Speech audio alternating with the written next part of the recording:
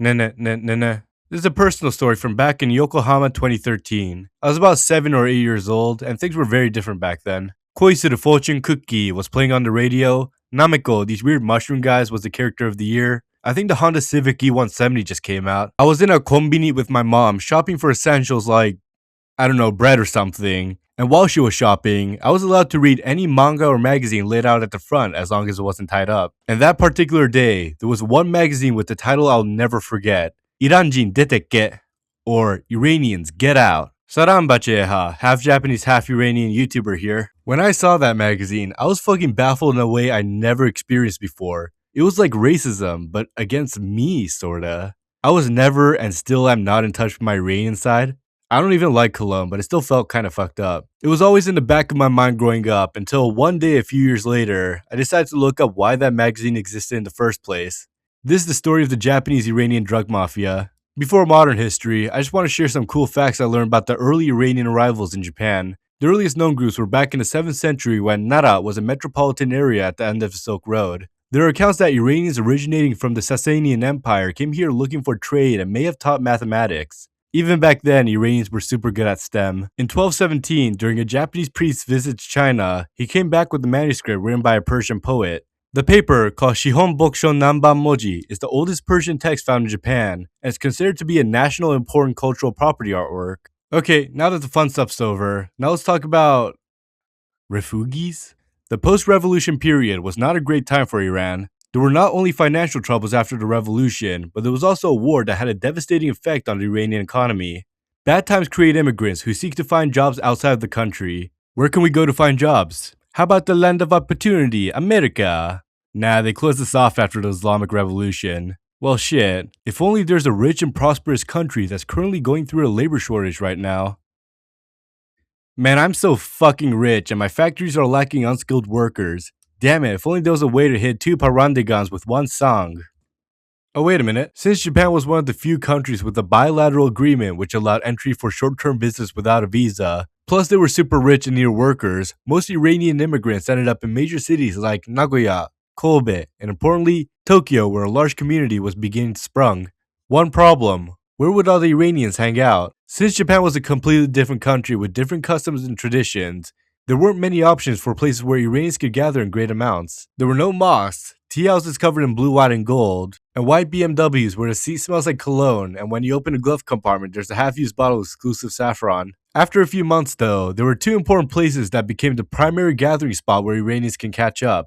Ueno Park and Yoyogi Park, both located in the heart of Tokyo. Here's where they would communicate about housing and job opportunities, get informed about the latest news back home, and learn Japanese to better integrate in the country they were seeking to live for a much longer time. As time went on, the number of Iranians in Japan steadily increased, and in the early 90s, the number of illegal residents also started to increase as work permits began to expire. 2 things happened in response to this influx. 1. Employers began to sabotage the Iranians by only giving them the opportunity to work for shit wages after their work permits expired, leaving them with little choice but to accept the poorly paid position or face leaving the country. 2. The government suspended the bilateral agreement in 92.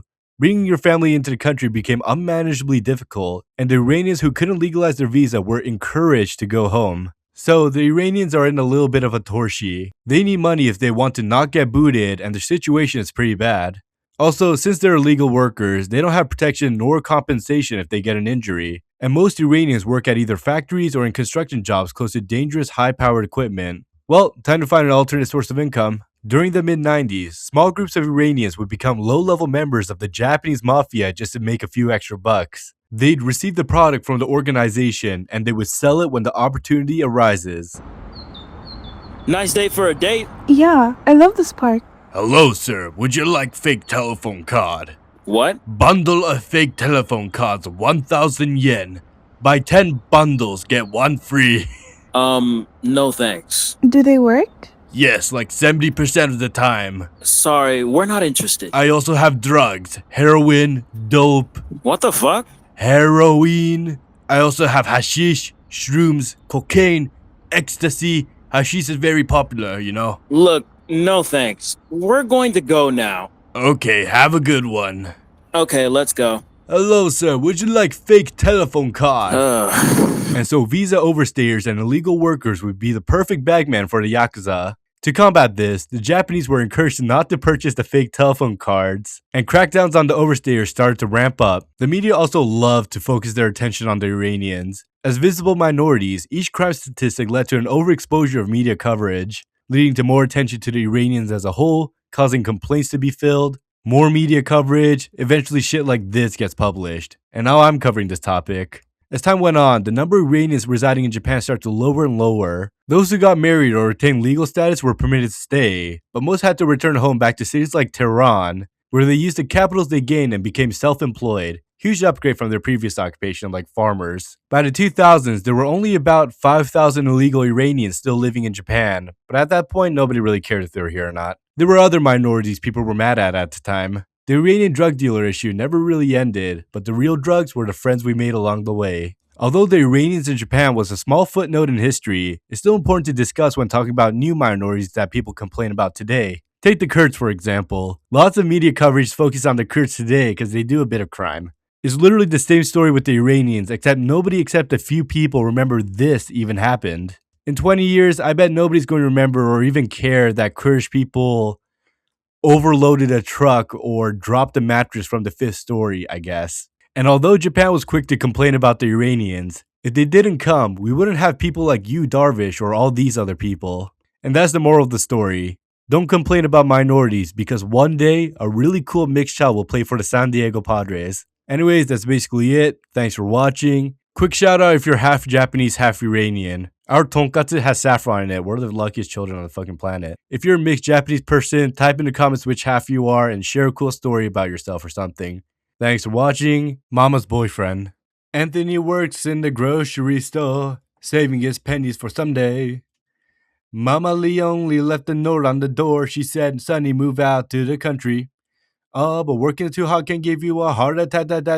You ought to know by now. Who needs a house out in Hackensack? Is that all you get for your money? And it seems such a waste of time.